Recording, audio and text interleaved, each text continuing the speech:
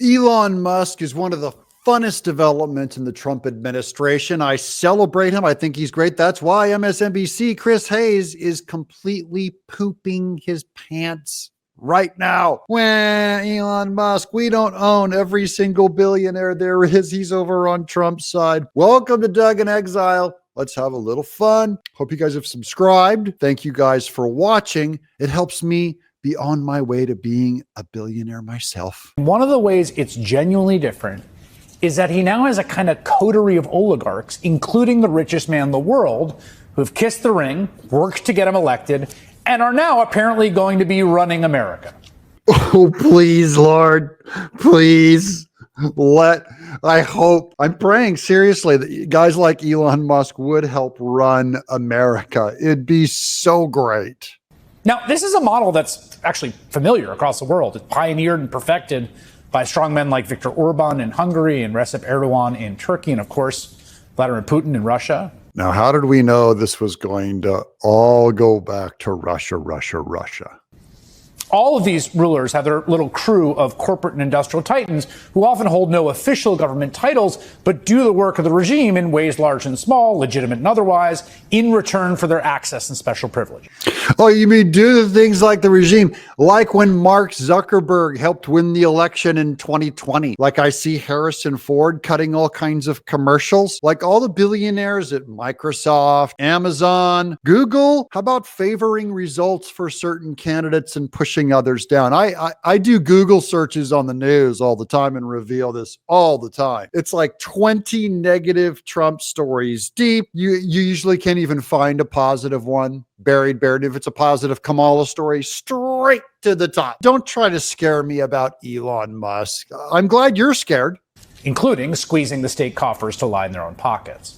What about Nancy Pelosi and all of her stock trading? Talk about squeezing the public coffers to line her own pockets. Insider trading scoops. What about preferring Solandra solar panels to other free market solutions? What about disinviting Tesla so Biden could support electric vehicles from Ford and other ones that were a little more Democrat friendly? At the very least, this is normal. And we haven't seen exactly how unfair, because I don't think Elon actually needs the government to be profitable. In fact, if anything, he needs them to stay out of his business.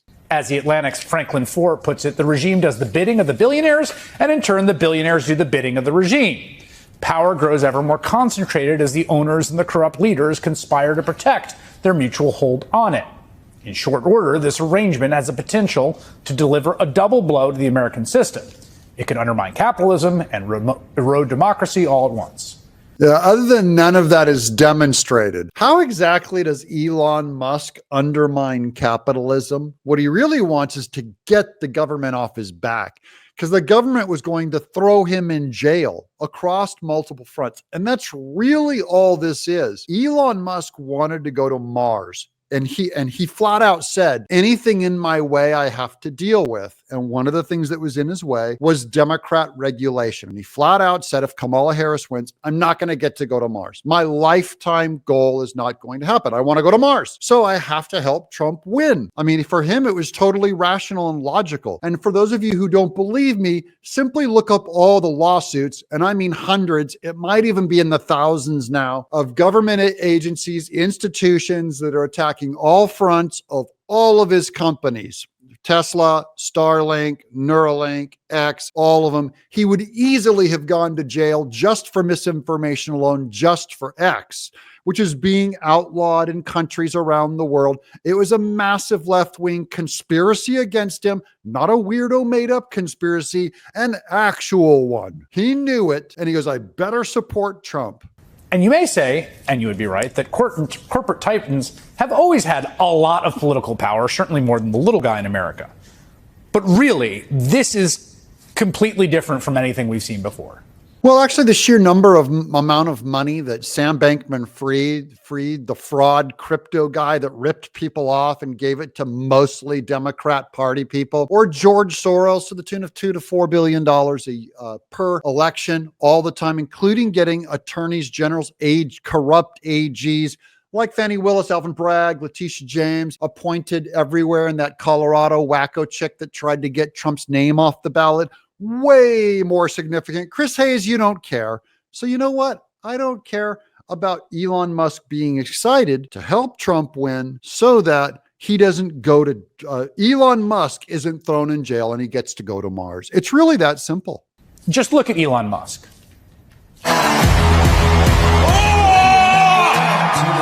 I'm not just MAGA. I'm dark, gothic MAGA.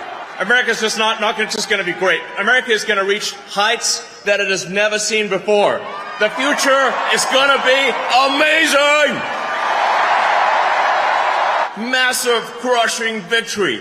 Get everyone, friends, family, people on the street. Put the signs up, put the hat on. Let's go. You know what I love about that is that he did it in public. Does that look like a backroom, smoky, clandestine, manipulating you conspiracy? He did it in broad daylight. Everyone knows. He wants you to know. Now, where's George Soros going out at a rally? Jeffrey Katzenberg, Steven Spielberg, my buddies who are paying for all this dark money stuff, including my agency. Where's their big public rally where they go, I paying this, I did that? You see some from Beyonce, you see from Nicki Minaj, who are basically paid people, but they never revealed how much they were paid. Millions of dollars, by the way. Elon isn't getting paid to do this endorsement.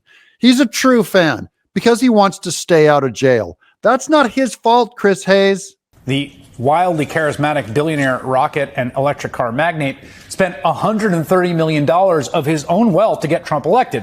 That alone is unheard of. I mean, as far as we have records of, no one's ever done that before. Well, it's like he was going to go to prison. It's like all of his businesses were going to get shut down. It's like state regulation was going to be on his back more, that kept him from being able to develop his products. What did Trump offer? Again, listen to him. Trump's been public about this. I will get the government off your back to companies, both union, not just Elon Musk, not just to favorite friends, all companies. So Elon Musk is just an excited businessman. I think it makes perfect sense. And now Chris Hayes thinks it's unfair that Elon Musk would respond to the draconian, Leviathan, overreaching state that is oppressing businesses like Elon Musk.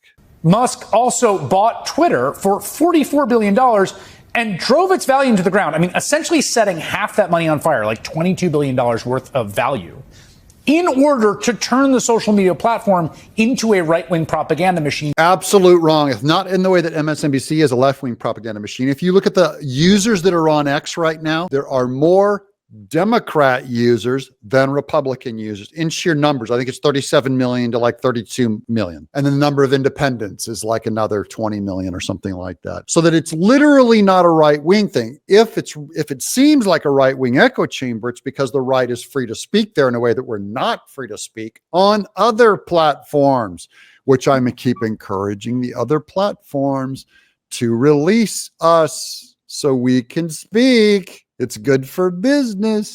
Get Donald Trump elected, and it kind of worked. Thank the Lord it worked. You better believe it, buddy. Elon Musk was trying to save his own life. He did not want to go to prison, like Kamala Harris threatened, John Kerry threatened, and Hillary Clinton threatened. In fact, he'd be really dumb and irresponsible with his money if he didn't put into the one candidate that would have saved his life and his career and his mission to Mars.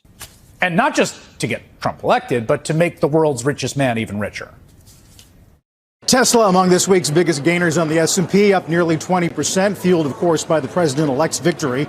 That surge resulting in a windfall for Elon Musk, who now has a net worth of $290 billion. I mean, you see, right? You don't have to be like super sophisticated to see how like wildly corrupt this could be. Not corrupt, son, Chris Hayes. It's because the world has acknowledged that the government has been taken off of targeting Elon Musk in a way that he was only targeted, by the way, and they did not target Ford and these other companies. Starlink was targeted uniquely in a way and unfavored for government things. Suddenly, everyone's eyes were open. Oh, in a fair market, Tesla's worth even more. Trump isn't even president yet, but the mere fact he will be has investors flocking to invest in Elon Musk companies because Musk is close to the press. They know. Yeah, I'm thankful. I'm invested in a couple of those companies, and with some money anyways. They do very well, and they're going to do better. And he seems really upset that excellence is being rewarded instead of having an anvil thrown around its neck and thrown into the deep end. And while he's sitting on billions of dollars of government contracts to the point where the U.S. space program has become largely dependent on him.